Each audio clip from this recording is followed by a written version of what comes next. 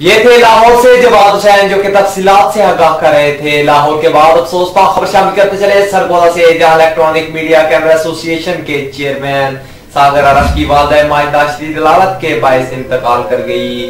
आपको अफसोस का खबर से आगाह करते चले हैं, सरगोदा के सीनियर कैमरामैन सागर अरफ की वालदा माहिदा शदीद हलालत के बायस इंतकाल कर गई। उनकी आखिरी रसूमात उनके आबाई गाँव में 4 बजे अदा की जाएगी। मरहुमा के इंतकाल पर सदर प्रेस क्लब चौधरी अब्दुल हनान, अकरम आमिर, कामरान मलक, इल्ताफ मलिक, आफाक गोंदल, सैफ खान, चौधरी तारिक महमूद, चौधरी शाहिद महमूद समेत दीगर सहाफ़ी और बिग न्यूज इंतजामिया ने आरफ सागर से इजहार अफसोस किया और उनके गम में बराबर के शरीक हैं।